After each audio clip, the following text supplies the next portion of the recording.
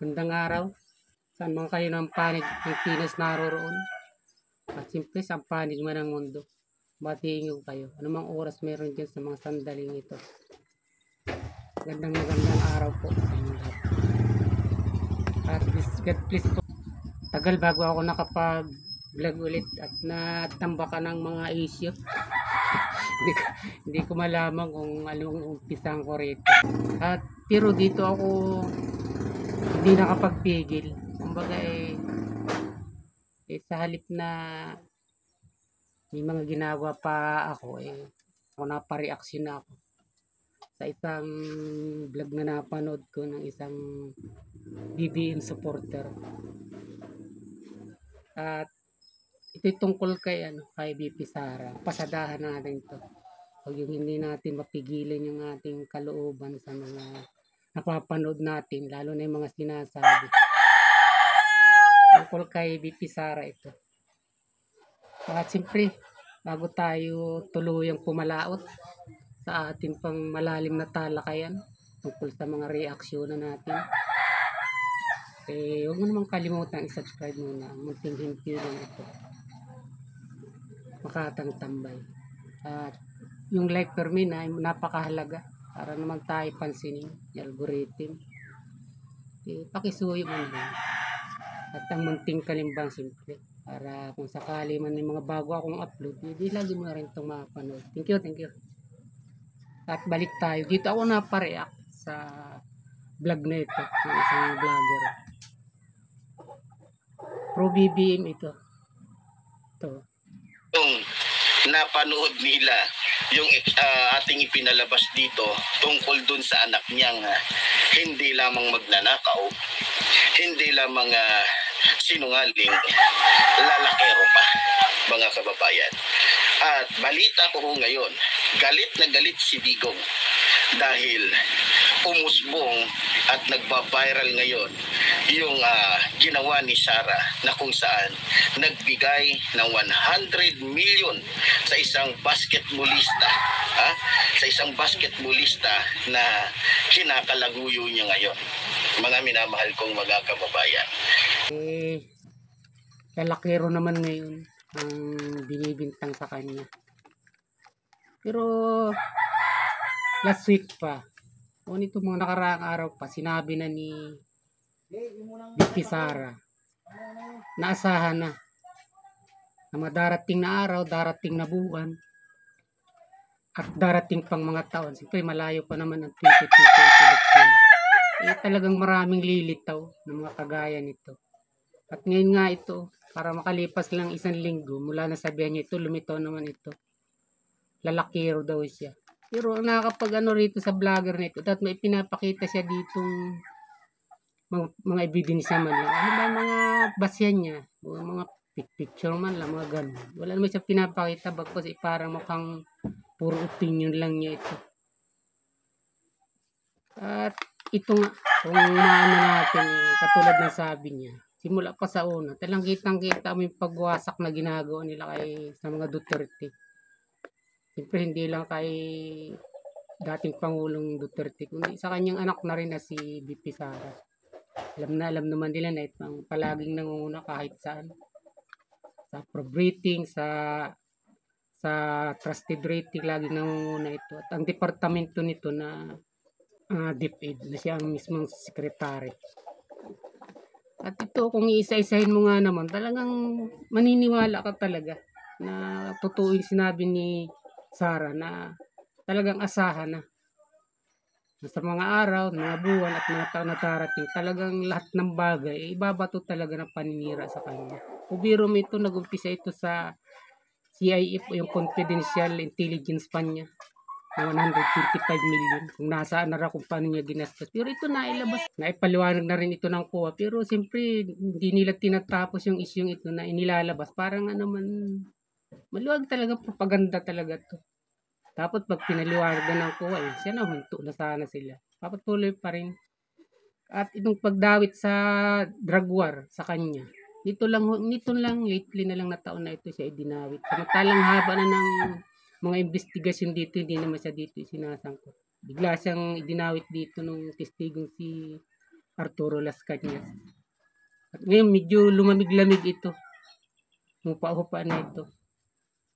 At ito naman yung bigay bawi na tinatawag, yung EDSA post message niya nung EDSA anniversary. Itong February 25 na. Sabi nga ng mga administration vlogger, yung mga BBM vloggers, hindi raw pwedeng maging leader ang ganitong klase na pabago-bago ng isip. Bakit si Marcos? Pati hindi nila yung pinagsasabihan na pabago-bago. O diba? At ang mga kahinaan nitong magdesisyon at ang palaging pagkawala sa mga event na kailangan siya ng tao. Yung mga sakuna na mga insidenting nangyayari, di ba ang dami niyan? Lindol, mga pagpapasabog, mga pagkamatay ng mga sundalo niya. Pero hindi siya nagpapakita, pero wala ka marinig sa mga vloggers na ito na para doon o tungkol doon. Kaya makikita mo talagang limitado lang talagang gusto nilang sirain. Malamang kaysa hindi talagang kitang-kita mo na talagang mayroong napapakinabang ang mga taong ito. Kasi parang nakikita mo na parang pinipilipit lang talaga nila, pinipilit lang nila na kung ano yung maisip na pagsira, mas dinadagdagan nila ng kanila mismong opinion. Ganun ang nakikita namin dito.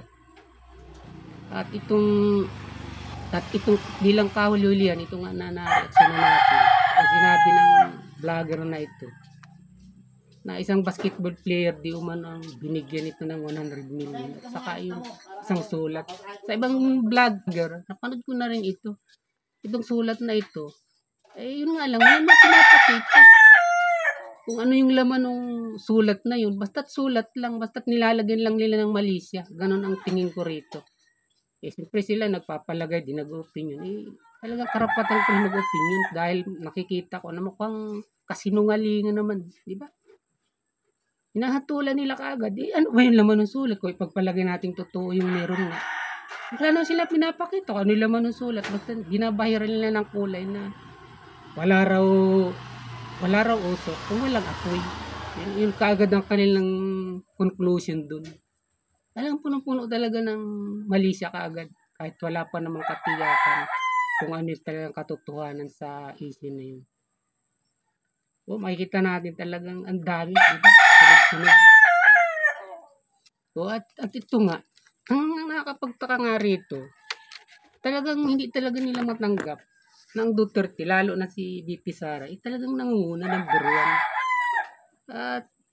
At banggitin ko na rin na ang paulit-ulit na sinasabi ng mga supporters ni Marcos.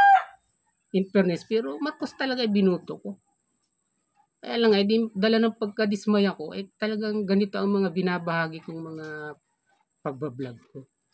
Lalo pat kung may mga napapanood ako, katulad nito pinarinig ko sa inyo kanina, na talagang mukhang below the belt naman, pero malalakero ni wala pa naman silang napapatunayan o naipapakita.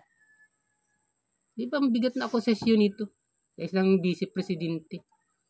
At yun nga, ang palaging bintang ng mga ito dahil nga laging nangunguna, di kasama ito sa pandurog nila, alam natin yan. Kung hindi naman daw sa mga loyalist, hindi naman daw talaga magkakaroon ng buto o mananalo si VP Sara. Ang nakakagulat nga't nakakapagtaka bakit kung talagang loyalist ang nagpapanalo sa Duterte o kay Sara, bakit palaging nangunguna? Nangunguna palagi sa survey, kahit pa nung bago pa mag-eleksyon ng presidential, nangunguna siya. Hanggang ngayon sa kasalukuyan ito, ba't palagi siya nangunguna? At ngayon, yung minamanok ng mismong administrasyon na si Romualdez, bakit laging kulilat? Nasaan yung mga loyalist ni Marcos? Hindi ba dapat ito ang suportahan nila at nang hindi laging nagnanumber 1 ito si VP Sara? Logic lang ang dapat dito. Common sense, di ba? May mga loyalist pala na sabi niya siyang nagpapanalo lang naman kay VP Sara. Manong paboran nila si Romualdez at mga loyalist Marcos ito, di ba? Yung sinasabi nila. Bakit laging nangunguna si VP Sara? Kahit anong survey ang isagawa. Presidential survey, trust rated na survey, saka approval rating. Puro siya nangunguna. Asan? Asan ang mga loyalist ni Marcos dito? Ba dapat binabayaan nila ito na ito bumagsak, lumagpak lagi sa survey at tumataas. Di yung admin na talagang kinakailangan nilang minamanok nila na si Romualdez. Mas mababa pa kay recent Tibiros. 0.8 pa nga. O biro mo hindi man lang nakarating ng 1%. O dapat ito sinusuportahan ng mga loyalist kung totoong may nagpapanalo na loyalist. Lagi number 1 ng Duterte. Nasaan ang loyalist dun? Yan ang problema. Lalo sa mga vlogger na ito na talagang kaya lang itong lukuhin at bulahin ng itong mga vloggers. At marami naman akong nailabas na mga video ng mga katulad ng taong ito.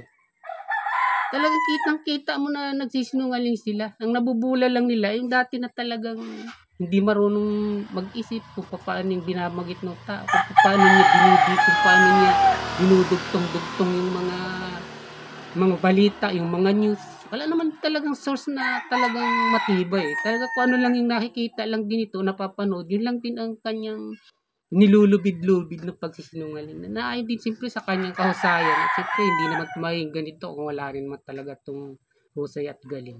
Saka siyempre lalo na itong nakikinabang ito sa ganito niyang ginagawa.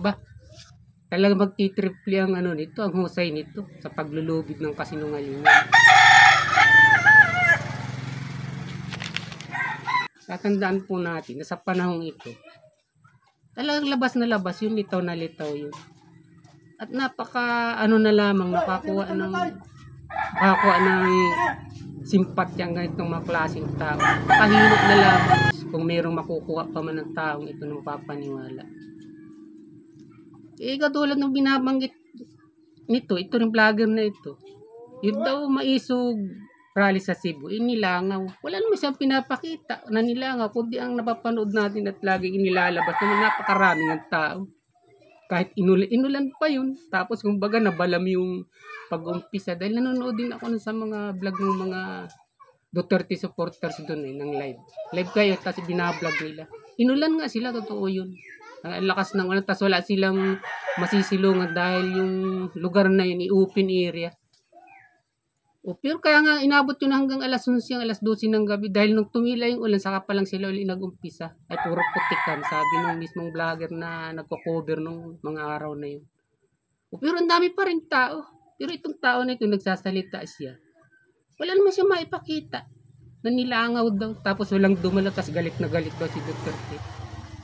Tapos may mga sinasabi pa siya na wala bang isip si Duterte na kung ayaw ng tao sa kanya nagpipilit siya. Biro mo ito. Si Duterte pa ang hindi niya malaman yun. Naging pangulo nga kung siya naiisip niyo si Duterte pa. Yun na maisip ng lalo na kung makikinig sa tao ito ba talaga dapat nung paniwalaan o hindi. Parang ang pakiramdam niya talaga si Duterte walang utak, walang kaisip-isip at siya lang ang nakakaisip nun. At hanggang dito lang muna ang maikli nating reaction.